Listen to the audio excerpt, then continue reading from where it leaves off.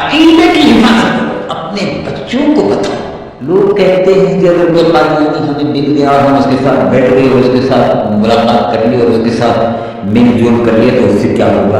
اس بھائی سے ہم یہ پوچھتے ہیں کہ اگر کوئلے کی دکان پر بیٹھ جاؤ تو میرے بھائی، کوئی میری بہن، کوئلے کی دکان پر کوئلے کی دکان پر کوئلہ کالا ہوتا ہے، اس کا برادہ بھی جھڑتا ہے، تو کوئلے کی دکان پر بیٹھنے سے بھائی کپڑے کا کالا میل آتا ہے کہ نہیں آتا؟ کہتے ہیں کہ آتا ہے۔ اور کتے کے پاس اگر کوئی بیٹھے گا تو کتے کے منہ میں سے رال ٹپکتی ہے، وہ رال وہ تھوک لگے گا یا نہیں لگے گا؟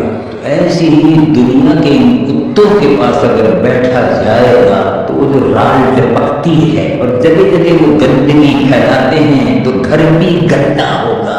اگر وہ آئے گا، آپ اپنے گھر میں کتا کیوں نہیں رکھتے؟ ان کا گندا ہو جائے گا۔ برابر سے کیوں نہیں گزرتے؟ ان کا گندا ہو جائے گا۔ کتا ہے کہیں نہ کہیں چلتے چلتے ٹانگ اٹھا کے پیشاب کر دیتا ہے، تو بچنا ہوتا ہے۔ آپ نے دیکھا ہوگا کتا چلتے چلتے کتا ٹانگ اٹھاتا ہے، ٹانگ اٹھا کے پیشاب کر دیتا ہے۔ تو اب آپ جب کتے کو دیکھیں گے تو آپ بچیں۔ ایسے ہی جن سے ایمان پر گندگی کے چھینٹے لگے، جن سے ایمان پر گندگی کے چھینٹے لگے، جن سے ایمان صاف ستھرا ہے اس پر کوئلے کے چھینٹے پڑے، کوئلے کے برادہ پڑے اور کالک لگے، اس کو ایمان کو بچاؤ۔ صاف ستھرا نور محمدی صلی اللہ علیہ وسلم سے بھرا ہوا ایمان ملا ہے، اس ایمان کو صاف ستھرا رکھو اور رسول اللہ، حضور پرنور محمد رسول اللہ صلی اللہ علیہ وسلم کی محبت سے اس ایمان کو اپنے روشن کرو، اس عقیدے کی حفاظت کرو۔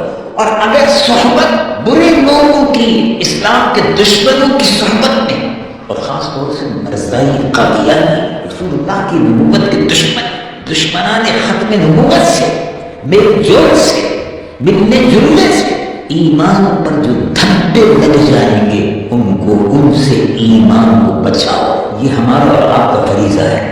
اور ایمان کے بچانے کے لیے تو میرے محترم بھائی صحابہ رضوان اللہ علیہم اجمعین اپنی جانوں پر نذرانہ پیش کر دیتے ایمان بچانے کے لیے۔ دیکھو مکہ شریف سے ایمان بچا کر صحابہ مکہ شریف سے ایمان بچا کر لے آئے، جائیداد، مکان، دکان، کاروبار سب مکے میں چھوڑ دیا، سب مدینہ شریف آ۔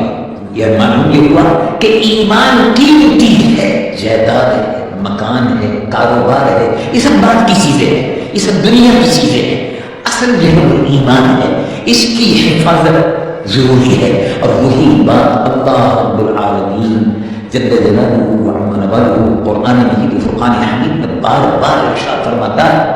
اور ہمیں اور آپ کو اپنے ایمان کی حفاظت کا بندوبست کرنا چاہیے، اور اس ملک میں رہ کر خاص طور سے برائیوں سے بچتے ہوئے ایمان کی حفاظت کو، ایمان کی حفاظت کرتے ہوئے جب آپ قیامت کے دن حضور کے دربار میں پیش ہوں گے، قبر میں حضور کے سامنے پیش ہوں گے، تو آپ یقین رکھیں کہ جو ایمان کا نور آپ لے کر گئے ہیں، حضور پرنور محمد رسول اللہ صلی اللہ علیہ وسلم کی شفاعت کے آپ حقدار ہوں گے۔